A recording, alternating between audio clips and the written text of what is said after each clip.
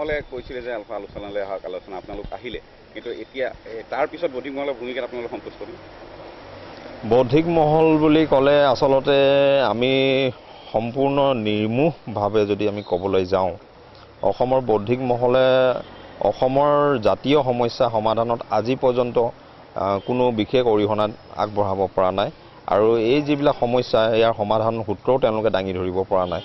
সেই একেদৰে আজি আলফাৰ ক্ষেত্ৰতে হওক বা অন্যান্য সংগঠনসমূহে যিবিলাক দাবী উত্থাপন কৰি আছে, সেইবিলাকৰ সমাধান সূত্ৰ তেওঁলোকৰ হাতত আজিলৈকে নাই।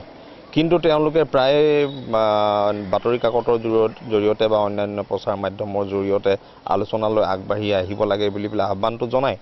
কিন্তু আহ্বানটো জনোৱাটোতে তেওঁলোকৰ আচলতে যিটো কৰিব লগা কাম সেইটো সীমাবদ্ধ কৰি ৰাখিছে। এই ক্ষেত্ৰত আমি যিটো পদক্ষেপ ল'লোঁ, সেই পদক্ষেপটোত নিশ্চয়কৈ আজি বৌদ্ধিক মহলৰো এটা ভূমিকা থকাৰ প্ৰয়োজন আছিল যে গোটেই প্ৰক্ৰিয়াটো আগবঢ়াই নিয়াৰ ক্ষেত্ৰত, আৰু যিসকল আলোচনালৈ আগবাঢ়ি অহা নাই তেওঁলোককো এই প্ৰক্ৰিয়াটোৰ জৰিয়তে উৎসাহিত কৰি সমস্যা সমাধানৰ ক্ষেত্ৰত আগবঢ়াই নিবৰ কাৰণে বৌদ্ধিক মহলৰ নিশ্চয় গুৰুত্বপূৰ্ণ ভূমিকা আছিল, আৰু সেইটো আজিৰ তাৰিখলৈকে বৌদ্ধিক মহলৰ ক্ষেত্ৰত আমি দেখা নাই। তেওঁলোকৰ কি বিচাৰে এতিয়া? প্ৰথম আমি তেখেতসকলক মাটিলৈ নামি অহাটোৱে বিচাৰোঁ, ৰাইজৰ মাজলৈ নামি অহাটো বিচাৰোঁ। ৰাইজৰ মাজলৈ নামি আহিলে তেওঁলোকে গোটেই কথাখিনি উপলব্ধি কৰিব পাৰিব আৰু সঠিক ছবিখন উপলব্ধি কৰিব পাৰিব, আৰু তেতিয়াহে তেওঁলোকে সমাধানৰ সূত্ৰটোও বিচাৰি পাব আৰু নিজৰ দায়িত্ব কৰ্তব্য সন্দৰ্ভত অলপ হ'লেও সচেতন হ'ব।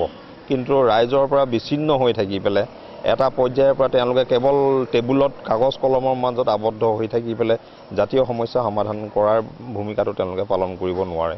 আমি তেওঁলোকলৈ আহ্বান সেইটোৱে যে তেওঁলোক মাটিলৈ নামি আহক, ৰাইজৰ মাজলৈ নামি আহক।